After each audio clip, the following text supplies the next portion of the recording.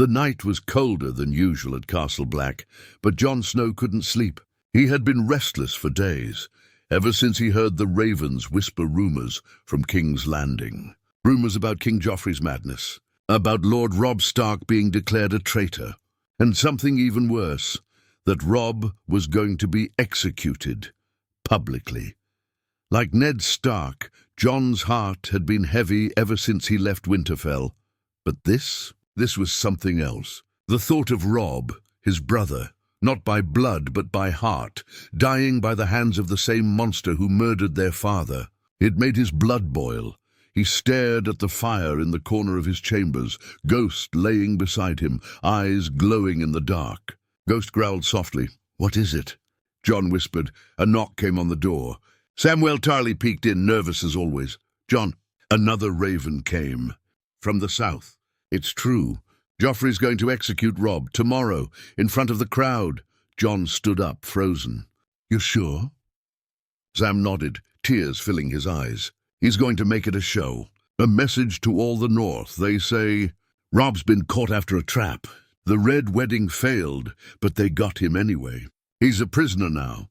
Jon didn't speak. He turned and stared out the window, where the snow was falling silently over the wall. His fists clenched. "He was always better than me," Jon said finally. "Stronger, smarter, but he's still my brother." "You can't go," Sam whispered. "You swore a vow. The Night's Watch. To hell with the vow." Jon snapped. Then more quietly, "To hell with the vow, Sam. What good is a brother's vow if I let my real brother die?" He packed quickly, only the sword Longclaw, his cloak and Ghost. He moved quietly through the castle, avoiding attention. Before dawn broke, Jon was riding south, alone, and against every rule.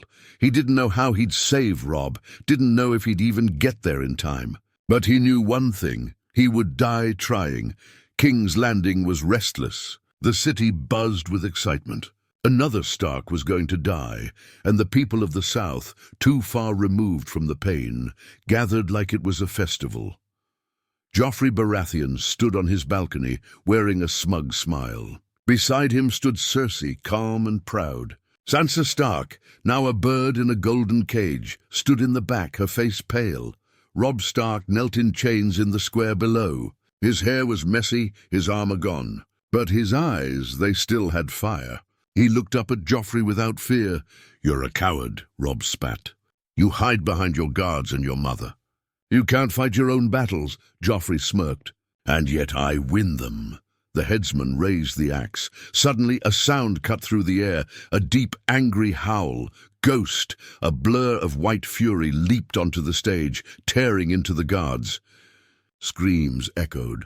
Chaos erupted. Robb turned in shock as Ghost lunged at the executioner, tearing him to the ground. From the crowd, Jon Snow appeared like a shadow, sword in hand. Longclaw gleamed as he cut through the chaos. "Robb!" he shouted. Robb turned, barely recognizing his brother. "Jon!" Jon sliced through Robb's chains. "No time, we're getting out of here. What the hell are you doing here?" "Saving your life," Jon growled. "You're not dying today." Guards came rushing. Jon and Robb fought back to back, blood spraying, steel clashing. Ghost kept leaping, biting, defending them like a ghost of vengeance. Up above, Joffrey screamed in rage. "Kill them! Kill them both!"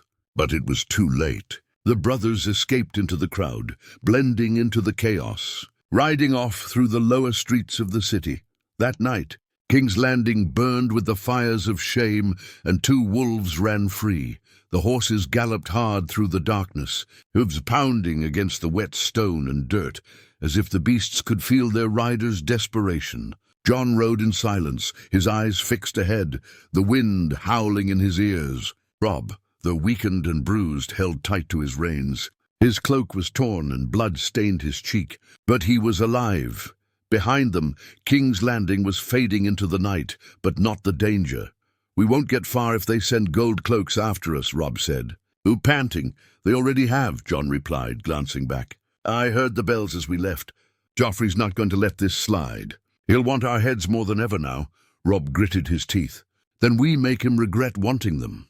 The road south was risky. Every path was a trap, every tree a possible hiding place for a Lannister blade. They turned west instead, heading toward the Riverlands. "Why did you do it?" Robb asked suddenly, breaking the heavy silence. Jon didn't answer right away. Then softly, "Because you're my brother. Vows or not, the Watch can damn me for it, but I couldn't let them take you like they took father." Robb looked at him, eyes full of something deeper than gratitude. "I thought I was going to die, Jon. When I saw that headsman raise the axe, I made peace with it, but then Ghost leapt out like a storm, and there you were, like a bloody ghost yourself." Jon gave a small, tired smile. "Starks don't die easy. They rode through the next village at dawn, cloaks up, faces hidden. Word of their escape had already spread. Jon could feel it in the stares they got, the way people whispered behind closed shutters. The Lannisters had a long reach, and Joffrey would no doubt place a bounty on both their heads. By midday they found shelter in a ruined farmhouse just off the road. The roof was broken, and the walls half burned, but it would hide them for the night. Jon tied the horses and started a small fire while Robb sat in the corner, his wounds stiffening, face pale. "You're hurt," Jon said. "Let me see." "It's nothing," Robb muttered, wincing as he pulled back his torn sleeve. A deep gash ran along his upper arm, clotted with dry blood and dirt. "Looks like a sword caught you on your way out." "Probably," Robb said through gritted teeth. Too much was happening. Jon cleaned the wound carefully, his hands steady but tight with worry. "You always wanted to play healer," Robb joked, trying to lighten the mood. "Remember how you tried to fix that hawk's wing back at Winterfell? It bit you straight on the nose," Jon chuckled. "Still got the scar. But I did try." The fire crackled quietly between them. For a moment, they weren't fugitives. Just two brothers, boys of Winterfell once again. But the moment didn't last. Ghost, who had been keeping watch outside, growled low. Jon jumped up. Sword in hand, Robb moved slowly to his feet, picking up the axe they had stolen from the guards. "Someone's coming." Footsteps. Not one, multiple. Then a voice, low and accented. "Easy now, lads. We mean no harm." 3 men stepped through the broken door, all wearing dark cloaks, weapons visible. "Who are you?" Jon asked. The tallest man smiled. "Friends. You might not remember me, but I served your father once. Sir Aemon Lorch, we heard of your escape. All of Westeros did. Thought you boys could use some help." Jon didn't lower his sword. "You could be leading us into a trap." "Could be," Aemon agreed. "But if we wanted you dead, we'd have done it already. We've been tracking you since the river crossing." Robb narrowed his eyes. "You serve my father." "Yes, I swore to Eddard Stark, and though he's gone, I still keep my word." Jon exchanged a look with Robb. Neither trusted easily now. But they were outnumbered, tired, and needed allies. "Fine," Jon said finally. "One wrong move, and Ghost will rip your throat out." Aemon chuckled. "Fair enough." That night Jon lay awake, staring at the broken ceiling. He couldn't shake the feeling that more eyes were watching than they knew. Ghost didn't sleep at all. He kept pacing outside, ears twitching. Morning brought more than light. A message arrived, delivered by a hooded rider. A torn piece of parchment with Joffrey's seal. Jon opened it. His face turned cold. "What is it?" Robb asked. Jon handed it to him. It read, "Return to King's Landing, or Sansa dies next." Robb stared at the parchment like it was soaked in poison. His hands trembled slightly, but his jaw was set tight. "Sansa," he whispered, the name almost choking in his throat. "They're using her as bait." Jon's eyes were dark, full of storm. "Joffrey knows we won't come back for ourselves. But for her, he's counting on that." Aemon Lorch leaned against the broken doorframe, arms crossed. "We expected something like this. Lannisters don't forget an insult. And your escape was worse than that. It was humiliation." Robb crumpled the parchment in his fist. "We can't just leave her there." "We can't walk into a trap either," Jon said sharply. "That's exactly what he wants. We return, and it's our heads on the walls beside Ned Stark's." "You think I care about that?" Robb snapped. "She's my sister." Jon stepped forward. "She's mine too." The farmhouse filled with silence. Both brothers stared at each other, anger and pain crashing between them like thunder. Ghost growled softly from the shadows, sensing the tension. Aemon cleared his throat. "Arguing won't save her. If you're going to do something, you'll need a plan, and not just a sword and blind loyalty." Robb turned his back and took a deep breath. He was still bleeding, still weak. But his mind was racing. "What if we don't go to King's Landing?" Robb said quietly. Jon frowned. "What do you mean? What if we bring King's Landing to us?" Jon blinked. "You've lost too much blood," but Robb's voice grew stronger. "Listen, the North still has men. Not many, but loyal ones. If we can reach the Riverlands, if we can get to the Blackfish or what's left of the Tullys, we might rally enough to pressure them." Jon shook his head. "By the time we gather an army, she'll already be dead." "Maybe," Robb said. "But if we go now, she dies for sure." Jon looked away, jaw tight.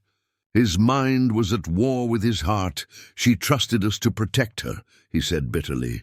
"We've already failed her once, but we don't have to fail her again," Robb said, stepping closer. "Help me gather the North. We fight back. No more running. No more hiding." Before Jon could answer, there was a loud knock, 3 short bangs at the farmhouse door. "A code!" Eamon drew his blade.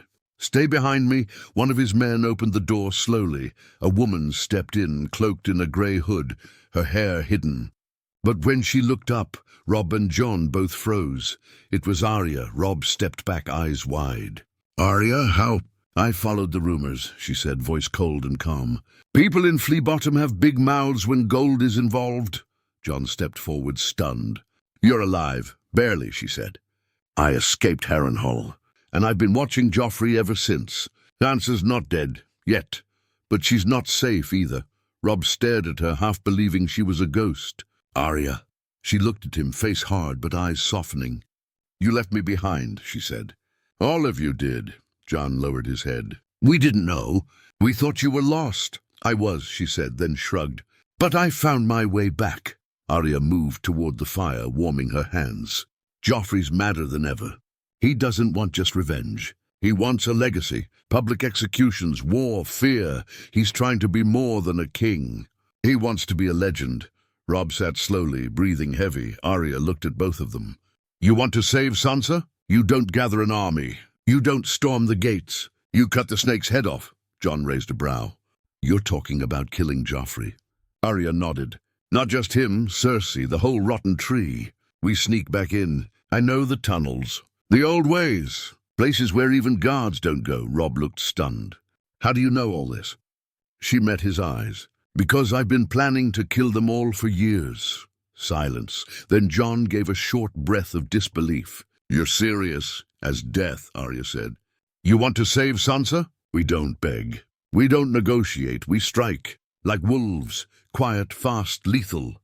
Jon stared at his little sister, not so little anymore, and saw something terrifying in her. Not madness, not cruelty, but clarity. Robb leaned back, eyes full of thought.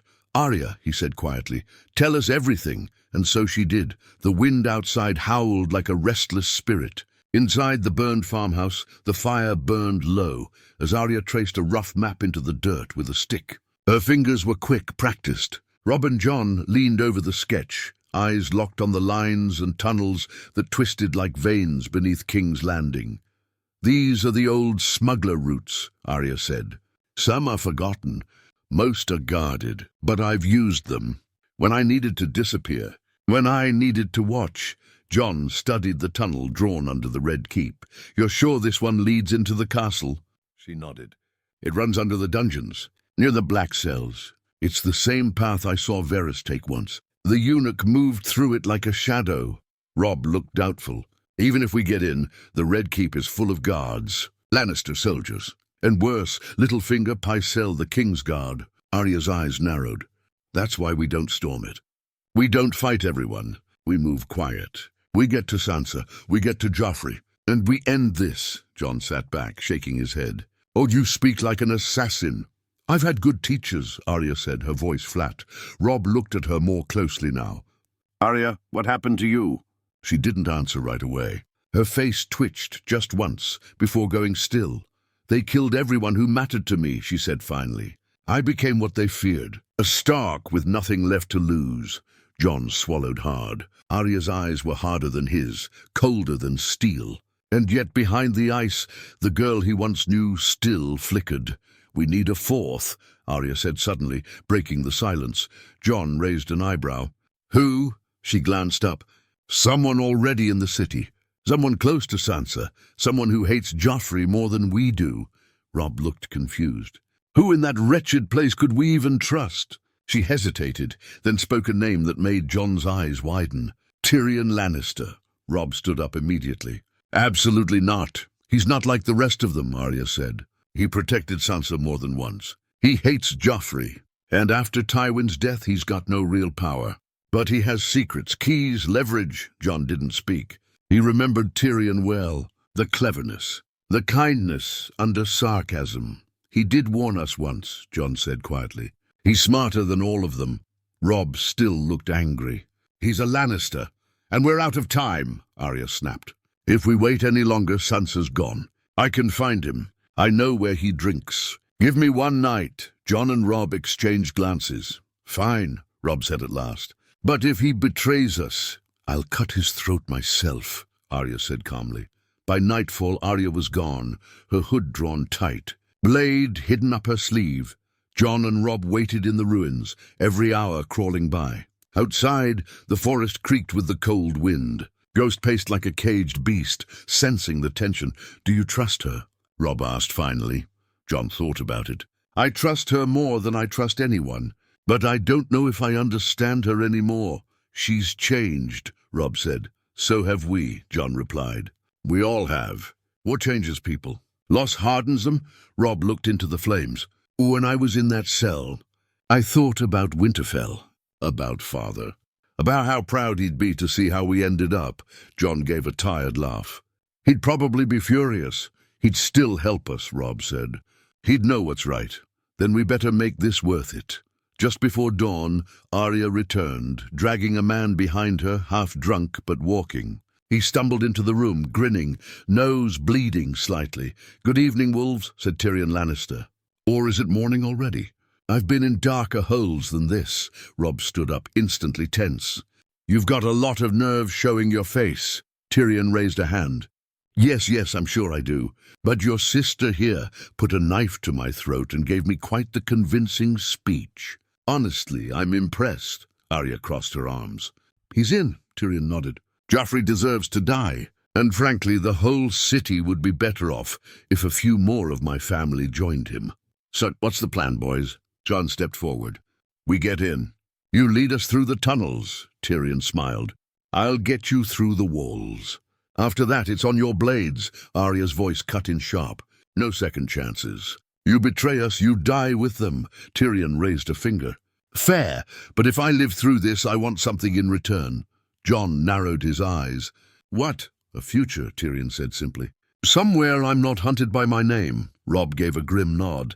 "Earn it." And so the plan began. The wolves were going back to King's Landing, and this time they weren't coming to beg. They were coming for blood. The sun set over King's Landing with a blood-red hue, like the city itself could smell what was coming.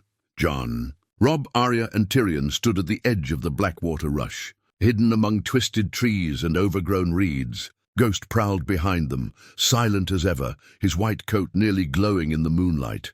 "This is the entrance," Tyrion whispered, pointing to a thick patch of stone near the riverbank. The tunnel was once used by smugglers, bringing wine into the castle kitchens. "Now only the rats and I know it exists." Arya stepped forward and brushed away the moss. Sure enough, beneath it was an iron grate, rusted but still intact. She crouched and began picking the lock with a small, sharp tool. "How convenient," Robb muttered, watching Tyrion with narrowed eyes. The imp smirked. "You're welcome." Again, with a quiet click, the grate opened. Arya slipped in first, then Jon, Robb, and finally Tyrion. Ghost, too big for the tight space, stayed above to keep watch, his eyes fixed on the city walls, ears twitching at every sound. The tunnel was damp, narrow, and smelled of mold and old piss. Water dripped from the ceiling, echoing through the dark. They moved in silence, footsteps light, blades ready. Each breath felt heavier than the last. After what felt like forever, they reached a stone archway. Tyrion signaled for them to stop. "Beyond this wall," he whispered, is the old servants' corridor. If we time it right, the kitchens will be clearing out. I can lead us to the back hall behind the throne room. That's where Sansa's usually kept when Joffrey shows her off to guests. And if we're wrong?" Jon asked. Tyrion gave a tired smile. "Then we die in the worst possible place, surrounded, outnumbered, but at least with style." Arya nodded. "I'll go first." She slipped through a crack in the wall and disappeared like smoke. A few moments later she returned with a nod. "It's clear." But not for long. They moved fast, through stone corridors and flickering torches, past sleeping servants and snoring guards. Arya led the way like a ghost, knowing every step. They reached the hallway behind the throne room. Then they heard it. Laughter. Cruel, arrogant, unmistakable. Joffrey. Arya's face turned to stone. Robb gripped his axe tighter. Jon placed a hand on both of their arms. "We find Sansa first." Tyrion nodded toward the right corridor. "She'll be in the Maiden's Tower. The Queen keeps her there. Claims it's for her safety." They slipped down the hall, up a tight stairwell, and into the cold silence of the tower. Sansa was there. She sat near a window, pale as moonlight, eyes hollow. She didn't flinch when Arya appeared behind her. She turned slowly, disbelief spreading across her face. "Jon, Robb," her voice cracked. "Arya," she didn't wait for answers. She threw herself into Robb's arms, sobbing. "I thought I'd never see you again," she whispered. "You're coming with us," Jon said, his voice firm. Now, Tyrion stayed back, watching, his face unreadable. Sansa looked at him. "Why is he here?" "He's helping," Arya said simply. "He's one of the few that didn't treat you like a pawn." Sansa looked at him again, longer this time, then gave a slow nod. They made their way back toward the tunnel.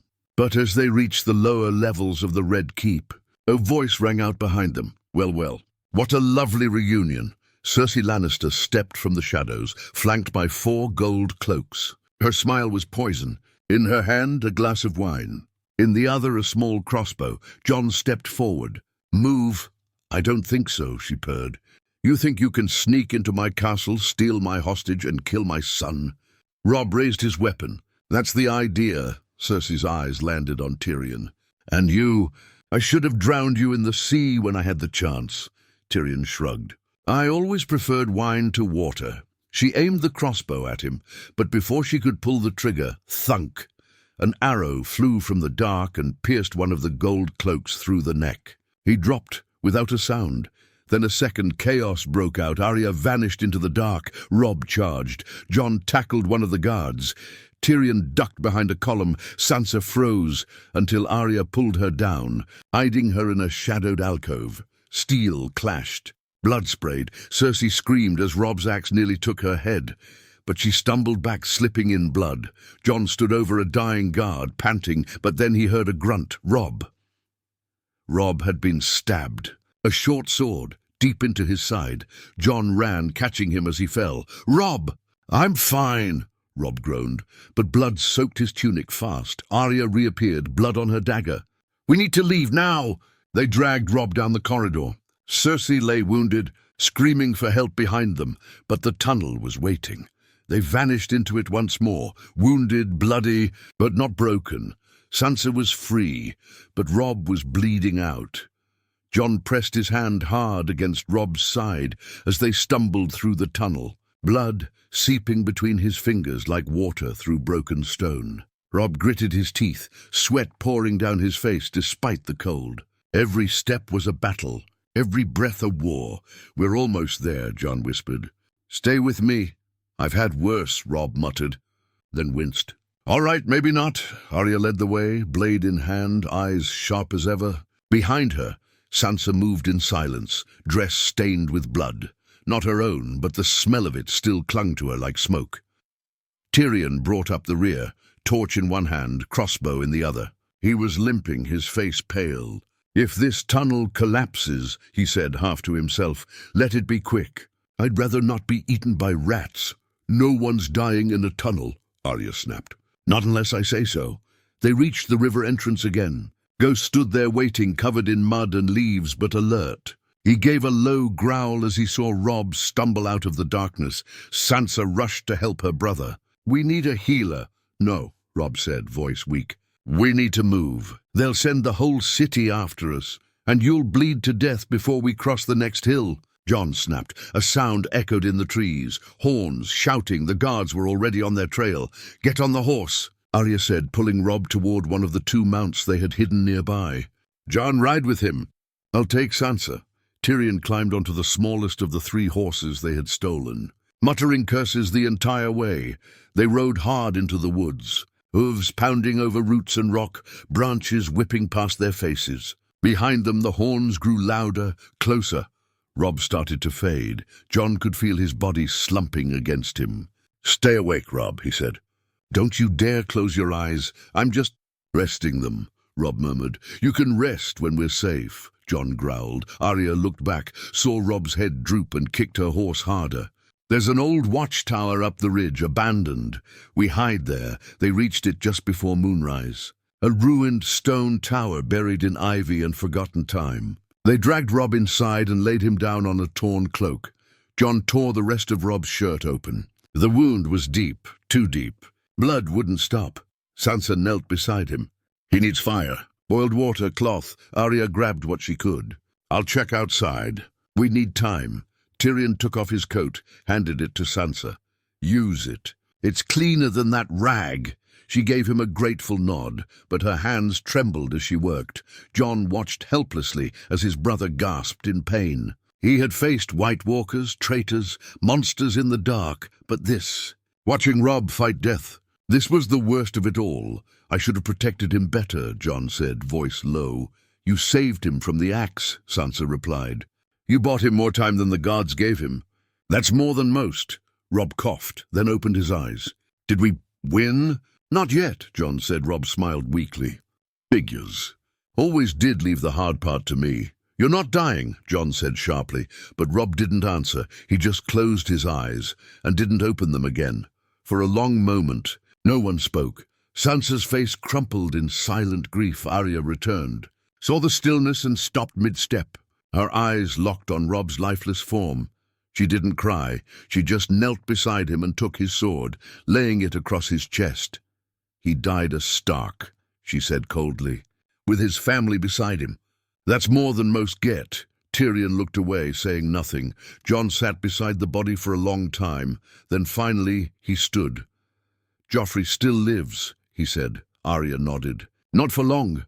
Jon turned to Sansa. "You should run. Go north to the Vale, or what's left of it. You don't belong in what's coming." She looked up, face pale but steady. "I do now. He was my brother too." Ghost let out a long, low howl. The forest answered with silence, and Jon Snow, now the last true son of Winterfell, looked south once more, not to save, but to end. The next morning came with grey skies and a heavy silence. Robb's body lay wrapped in a Stark banner, buried under a bed of stones in the forest outside the old watchtower. No ceremony, no songs. Just the cold wind, and Ghost standing guard like a silent mourner. Jon stared at the grave with empty eyes. He didn't speak. He hadn't spoken since the night before. He just stood still, clenched fists, breathing in anger like air. Arya watched him from a distance, leaning against a broken wall, arms crossed. "He died for us," she said softly. "And it won't mean anything if we run." "I'm not running," Jon replied, his voice hollow. "Then we go back," she said. "Not to save Sansa, not to escape. We go back to kill the king." Jon nodded slowly. "Joffrey dies, but not just him. The throne's built on blood. We burn the whole thing down." Arya's eyes lit up with something dark, purpose. Tyrion sat nearby, sipping weak wine from a dented flask. "You're talking treason." "We passed treason a long time ago," Arya muttered. Tyrion looked at them both. "You won't get a second chance." "And if we fail, then we die," Jon cut in. "But we take them with us," Tyrion sighed. "Fine, I know a way back into the city. A secret entrance through the sept, but it's not meant for groups. 2 at most. Then we go," Arya said. Tyrion blinked. "You mean now?" "Before the body's cold in the crypt," Jon said. "We go now." They left Sansa and Ghost behind at the watchtower, under the care of a few loyal riverfolk Arya had found. She didn't like it, but Sansa agreed. "I'm tired of watching Starks die," she said, placing a hand on Jon's arm. "End it, please." Then the wolves rode out once more. The city was quieter than before. Joffrey had tightened security after the escape. More guards, more patrols, more fear. He barked orders like a mad dog, but the people were no longer laughing with him. They whispered behind his back. The lion had turned into a cornered rat. Tyrion led Jon and Arya through the sewers, through back alleys and hidden doors. Finally, they emerged beneath the Sept of Baelor. "From here," Tyrion whispered, "you'll have one shot. Joffrey's holding court again." "He's feeling bold," Arya nodded. "And stupid." Tyrion looked at Jon. "You sure about this?" Jon didn't answer. He was already climbing the stairs. The hall was crowded, nobles, guards, a few high-born fools hoping to be seen. Joffrey sat on the Iron Throne, legs crossed, smirking like he'd already won. Beside him, Cersei whispered in his ear. The mountain stood nearby. Looming like death, Arya slipped into the upper balconies, silent, invisible. Jon walked straight through the front doors in plain sight. The murmurs started immediately. "Is that—" "It can't be Jon Snow." Joffrey stood up, his voice slicing through the noise. "Guards, kill him!" Jon raised his hand slowly. "You can try, but I came to offer a deal." The guards hesitated, unsure. Cersei leaned forward. "What deal?" Jon's voice echoed through the hall. "Me, alone, no army, no tricks. You let Sansa go north in peace and I kneel." The crowd gasped. Joffrey laughed. "You expect me to believe you came to die just for that?" "Not to die," Jon said. "To show you that the North keeps its word, even after robbing me of my prisoner." Joffrey sneered. Jon nodded. "Especially then." Cersei rose, cautious. "If you kneel, boy, you do it before the king. Here, now." Jon stepped forward, but then something moved in the shadows above. Arya. She leapt from the balcony like a shadow with wings, her dagger flashing silver. Time slowed. She landed behind Joffrey, silent. Swift, and before he could scream, "Shh!" her blade sank into his neck. Gasps, blood. Joffrey stumbled forward. Eyes wide, choking, gurgling. He reached for his mother, then collapsed at her feet, dead. For a moment, no one moved. Then chaos erupted. Cersei screamed, lunging at Arya. The mountain drew his sword. Jon moved faster than he ever had before, sword in hand, cutting down the first guard. Arya rolled, dodging Cersei's wild swing, and threw a second dagger, thunk, right into a guard's eye. Tyrion appeared behind the throne. "Crossbow ready, this is for Shay," he muttered, and fired. The bolt struck Cersei's shoulder, sending her spinning. Jon met the mountain head-on. Steel clashed. It was like striking stone. The beast didn't flinch. Jon barely dodged a crushing blow that shattered the floor beside him. Arya joined the fight, slashing, stabbing, too quick to catch, but the mountain roared, swinging blindly.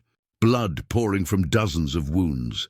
Then Ghost, fur stained with dirt and fury, rushed in from the hall. He leapt onto the mountain's back, teeth sinking deep into the monster's throat. The giant stumbled. Jon drove Longclaw deep into his chest. And finally, the beast fell. Joffrey was dead. Cersei was bleeding, unconscious. The Iron Throne stood empty, and the wolves were still standing. The throne room stank of blood and burnt steel. The Iron Throne loomed in silence, jagged and untouched, its last occupant now lying dead in a pool of his own blood. Joffrey Baratheon, the boy king, the tyrant, was gone. Jon stood still, sword in hand, chest heaving. Ghost circled his legs, growling at the few remaining guards who dared breathe. Arya crouched nearby, wiping her blades clean, her face unreadable. Tyrion leaned against a pillar, blood on his sleeve. Crossbow still warm in his hand. Outside, the bells began to ring, not for a wedding, not for war, but for the death of a king. "I didn't think we'd make it this far," Arya said quietly. Eyes on the Iron Throne. Jon didn't answer. He stared at the blades that made up the twisted seat of power. So many men and women had killed for it, died for it, betrayed their families for it, and here it stood, cold, empty, meaningless. Guards stormed in through the side doors, 6 of them, faces wild with fear. They surrounded the throne room, weapons raised, but they didn't charge. They saw Joffrey's body. Cersei's crumpled form, the mountain lying still like a slain beast. They saw Jon Snow standing in the blood, not begging, not running, just waiting. One of the guards dropped his sword, then another, within moments. None remained armed. Tyrion stepped forward, broken and weary. The king is dead. The Queen Regent is wounded. The crown has no heir. A silence fell over the room. Then a voice echoed from the back. Heirs or not, the North remembers. It was Sansa. She walked into the throne room with Ghost beside her. Dirt on her dress, fire in her eyes. The wolves are not to be caged again, she said. Jon looked at her, then at Arya, then back at the throne. We didn't come to rule, he said. But someone has to, Tyrion replied. Someone who doesn't crave it. I don't want a crown, Jon said. Which is exactly why you should wear one, Tyrion muttered. God save us. Arya laughed once, sharp, bitter. Burn the throne. Jon looked at her. She stepped forward. It's what father would have done. It's what Robb died believing in. No more kings built on corpses. No more thrones made of swords. Jon stared at the throne. So much blood had led to that chair. He walked toward it, slowly, blade still in hand, and then he raised Longclaw. With one mighty swing, he struck. Metal screeched. Sparks flew. He struck again, until the top half of the Iron Throne split, crashing to the ground like a dying beast. Gasps echoed through the hall, but no one stopped. Him. Jon dropped the sword and turned back to the people watching. There will be no more kings in the north, he said. No more executions for sport. No more children forced to bow to monsters. Sansa stepped beside him. The north will rule itself. Winterfell stands free, Arya added, and anyone who dares take another Stark will lose more than just their head. Tyrion gave a small smile. Well, democracy sounds like such a pleasant mess. Later, the city's bells continued to ring, not in mourning, but in change. The news spread fast. King Joffrey is dead. The wolves have returned, and they have teeth. Cersei, gravely wounded, was placed under heavy guard. Her power shattered. The Lannister hold on the throne was gone. Tyrion stood before the small council a few days later. We cannot rebuild the realm by choosing kings based on names or gold. The Iron Throne was a symbol of tyranny. It's time we forge a new path. There was resistance. Of course there was. Lords grumbled. Old houses clung to tradition like dying men to wine. But the fear of the Starks and the fury they brought silenced much of it. Eventually a council of free kingdoms was agreed upon. 7 regions, 7 voices, the 7 thrones, a round council. Not a single ruler, a broken realm, healing with scarred hands. Jon refused any seat of power. He rode north with Ghost, back to the wall, not as a brother of the Watch, but as a guardian of the realm. A shadow watching from the snow, Sansa returned to Winterfell. She ruled not with fear, but with fire and patience. The Queen in the north, crowned in silence, Arya sailed west, past the edge of maps, chasing a freedom even thrones could not offer. Tyrion stayed in the capital, helping rebuild from the ashes. His name forever cursed by some, blessed by others. But his mind sharper than ever. The Red Keep stood. But the Iron Throne was no more. No more boy kings. No more lions feasting on the weak. Only the sound of wolves, echoing from the north, reminding the world the pack survives.